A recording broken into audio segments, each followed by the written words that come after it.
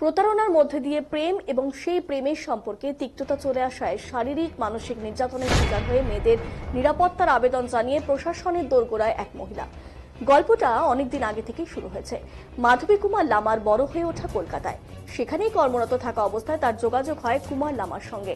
কুমার তাকে জানিয়েছিল তিনি আগে বিবাহিত থাকলেও প্রথম স্ত্রীর সঙ্গে তার ছাড়াছাড়ি হয়ে গেছে এবং পরবর্তী জীবন তিনি মাধবীর সঙ্গে সুষ্ঠুভাবে কাটাতে চান। প্রেমের ফাঁদে পড়ে স্বাভাবিকভাবে বিবাহ বিচ্ছেদ হওয়া মাধবী ফের একবার বিয়ে করার সিদ্ধান্ত নেন। তার কন্যা সন্তানকে মেনে নিয়ে বিবাহ হয় মাধবী এবং ডুয়ার্সের বাসিন্দা কুমারের। এই বিয়েতে অমত থাকার কারণে মাধবীকে তার পরিবার মেনে নেয়নি। বিয়ের কদিন পর তিনি জানতে পারেন কুমারের প্রথম স্ত্রীর সঙ্গে বিবাহ বিচ্ছেদ হয়নি। বিষয়টি মাধবী জেনে যাওয়ার পর থেকেই তার উপর শুরু হয় অকথ্য মানসিক এবং শারীরিক অত্যাচার।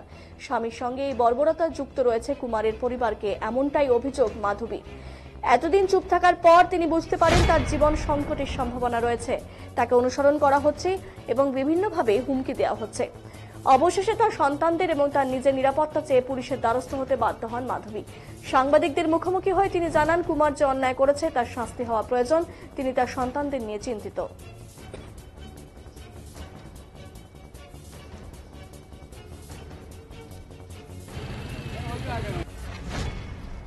তো এখন বক্তব্য হলো যে আমার এখন মানে আমাকে ফলো করা, আমার সমস্ত কিছু আমাকে মানে আমার গতিবিধি সমস্ত কিছু ফলো করা হচ্ছে এবং আমার এখন ফিল হচ্ছে যে আমাকে এরা যে যা কিছু করে দিতে পারে এবং যা কিছু করে দিয়ে এদের একটাই তো উদ্দেশ্য যে বাচ্চাটাকে যদি দুনিয়া থেকে সরিয়ে দিয়ে দিই তাহলে আমি কেসটা কি নিয়ে লড়বো।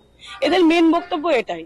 জঘন্যতম ফ্যামিলি, আনকালচার ফ্যামিলি যাকে বলে, মানে মানে কালচারের কোনো নামগন্ধ পর্যন্ত নেই একদম। খালি নট অনলি আমার নিজের জীবন, আমার দুই মেয়ের জীবনও থ্রেটনিং আছে। কারণ আমার বড় মেয়ের বয়স হলো এখন 16+।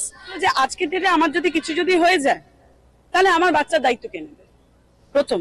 আর দ্বিতীয় কথা হলো যে উনাদের শুরু থেকেই একটাই মোটা ছিল যে আমাকে যে করে রাস্তা দিয়ে সরাবে। কারণ প্রাইমারি সেকশনে গার্জিয়ান থাকে বাবা আর মা।